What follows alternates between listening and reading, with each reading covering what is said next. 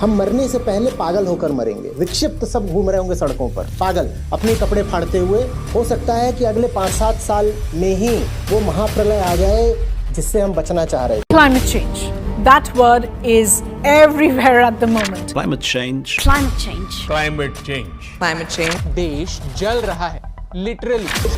जनवरी 2024 hottest जनवरी ever recorded.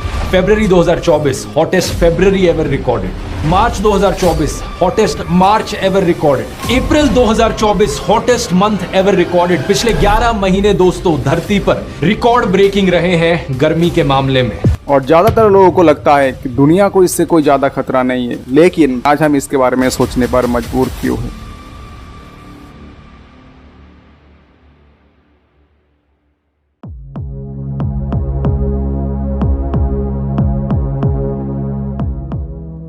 Global warming मतलब धरती के क्लाइमेट में लगातार बदलाव, चाहे वो गर्मी हो, सर्दी हो या मानसून। गर्मी की बात करें तो धरती की सरफेस सूरज की किरणों से ही गर्म होती है। सूरज की किरणें एटमॉस्फेयर से होकर धरती की सरफेस तक पहुंचती है और फिर वापस स्पेस में लौट जाती है, जिससे धरती की टेम्परेचर कंट्रोल में रहता है। लेकिन धरती का एटमॉस्फेयर कई गैसों से मिलकर बना है, जिनमें कुछ ग्रीन हाउस गैस भी शामिल है, जैसे कि कार्बन डाइऑक्साइड, मीथेन और नाइट्रस ऑक्साइड। ये गैस एटमॉस्फेयर में एक लेयर बनाती है। जब ग्रीन हाउस गैसेस एटमॉस्फेयर में बढ़ जाती है तो ये लेयर और मोटी होती जाती है। इससे सूरज की ज्यादा किरणें वापस स्पेस में नहीं जा पाती और धरती की तापमान बढ़ने लगता है। यही से शुरू होता है ग्लोबल वार्मिंग का दुष्प्रभाव, जैसे मौसम में बदलाव, गर्मी का बढ़ना, फसलों की ग्रोथ पर असर और ग्लेशियर का पिघलना। इसके कारण कहीं प्रजातियां और जीव भी विलुप्त हो सकते हैं। इस प्रॉब्लम का सोल्यूशन के लिए हमें एनर्जी रिसोर्सेज का सही यूज करना, एयर पोल्यूशन को कम करना और सोशल अवेयरनेस बढ़ाना जैसे कई कदम उठाना जरूरी। ग्लोबल वार्मिंग एक सीरियस प्रॉब्लम है जिसमें नेचुरल और मैन मेड दोनों ही रिस्पॉन्सिबल, लेकिन सबसे ज्यादा इंसान ही जिम्मेदार है, क्योंकि ज्यादा green house gas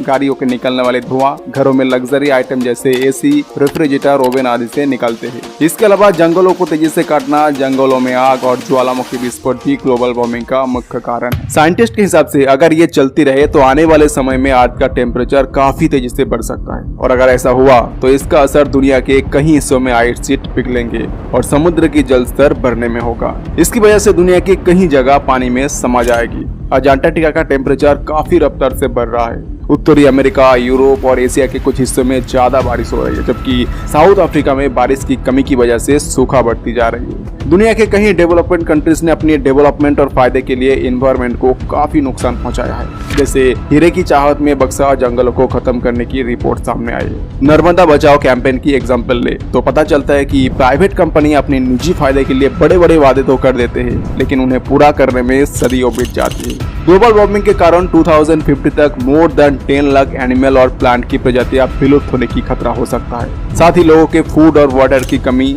high temperature, ज्यादा बीमारियां, साथ ही फाइनेंशियल लॉस का खतरा भी बढ़ जाएगा। ज्यादा गर्मी और पुअर एयर क्वालिटी के कारण अस्थमा जैसे बीमारी तेजी से बढ़ेगी। साथ ही हार्ट और रेस्पिरेटरी रिलेटेड कॉम्प्लेक्सिटी भी बढ़ जाएगी, जिससे सिटी और विलेज एरिया में गर्मी रिलेटेड बीमारियां और डेथ की संख्या भी ज्यादा होगी। साइंटिस्ट के अकॉर्डिंग आज जहां 35 डिग्री सेंटीग्रेड तापमान है, कुछ ही सालों में बढ़कर 42 डिग्री सेंटीग्रेड तक तापमान जा सकता है। साथ ही हेवी रेनफॉल होने की पॉसिबिलिटी भी ज्यादा है, जिससे अचानक बाढ़ का खतरा बढ़ जाएगा। हेवी रेनफॉल होने से वाटर बॉर्न डिजीज के रिस्क बढ़ने की पॉसिबिलिटी भी ज्यादा हो जाएगी, जिससे पीने की पानी में पॉल्यूशन बढ़ जाएगा। लाइम डिजीज और वेस्ट नाइल वायरस जैसे बीमारी फैलाने वाले मच्छर और टिक की संख्या भी बढ़ने की पॉसिबिलिटी सबसे ज्यादा होगी। साथ ही जहरीले कीटाणु बढ़ना भी आम हो जाएगा, जिसके कारण गेहूं और चावल जैसे स्टेपल फूड की न्यूट्रिशन क्वालिटी में कमी आना भी आम हो जाएगा। ये एक ऐसा भयानक नुकसान होगा जो दुनिया भर में इकोसिस्टम और ह्यूमन सोसाइटी दोनों को बदल देगा।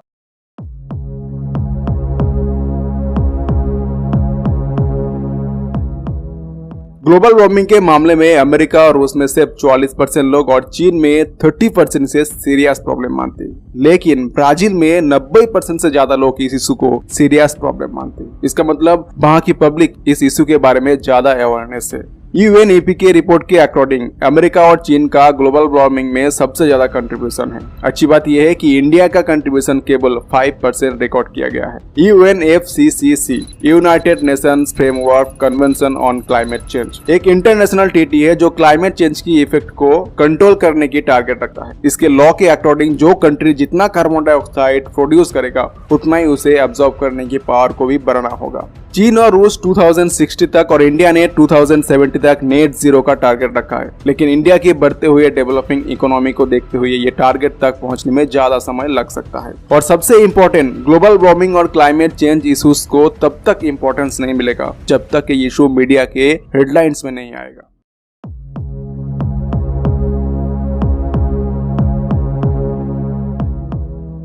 इंडिया में कोल एनर्जी जो एयर पोल्यूशन और क्लाइमेट चेंज का मेन सोर्स है और यूरेनियम न्यूक्लियर एनर्जी का दूसरा ऑप्शन है, लेकिन इंडिया के पास पर्याप्त यूरेनियम रिसोर्सेस नहीं है जिससे कि न्यूक्लियर एनर्जी को बनाकर कार्बन की प्रोड्यूस को कम कर सके। साथ ही समुद्र लगभग पिछले 30 सालों से कार्बन को एब्जॉर्ब कर रहे हैं, लेकिन आप ये भी जवाब दे चुके हैं। साथ ही इंडिया के शहर और गाँव हर साल 100 मिलियन टन से ज्यादा कचरा पैदा करते हैं, जो पोल्यूशन का और एक मुख्य कारण है। भारतीय कानून में इस पोल्यूशन को रोकने के लिए कई नियम लागू किए, जैसे 1974 में वाटर पोल्यूशन कंट्रोल, 1980 में forest preservation, 1981 air pollution control, 1985 creation of ministry of environmental and forest, 1986 improvement in environmental regulations after Bhopal gas tragedy, 2000 noise pollution control. इन सारे कानूनों के बावजूद एयर और वाटर पोल्यूशन में इम्प्रूवमेंट धीमी हो रही है और 1947 से 1990 के बीच फॉरेस्ट एरिया में भी सबसे ज्यादा कमी आई है। फिर 1990 के बाद सुधार शुरू हुआ, लेकिन अभी भी कहीं चैलेंजेस बाकी है।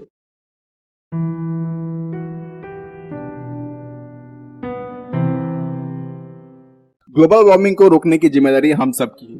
हर छोटा कदम इम्पोर्टेंट है, जैसे एक पेड़ लगाना जो अपने लाइफ टाइम में 1 टन कार्बन डाइऑक्साइड एब्जॉर्ब करता है, CFC गैसेस का एमिशन कम करना और केमिकल से निकलने वाले कचरे को रीयूजेबल बनाना जरूरी है। पेड़ों की कटाई को रोकना और जंगलों की सिक्योरिटी पर जोर देना चाहिए। रिन्यूएबल एनर्जी पर ज्यादा ध्यान देना होगा, जैसे विंड, सोलर और हाइड्रो एनर्जी पर फोकस करना होगा। अगर हम सब मिलकर ऐसा कदम उठाए तो ग्रीन हाउस गैसों पर कंट्रोल पा सकते हैं। याद रखें, हर छोटा कदम हेल्थी फ्यूचर के लिए और एक कदम आगे है। जब हम सब मिलकर कोशिश करेंगे तो हम एक ऐसी दुनिया बना सकते हैं जहां नेचर और ह्यूमन दोनों का बैलेंस बना रहेगा।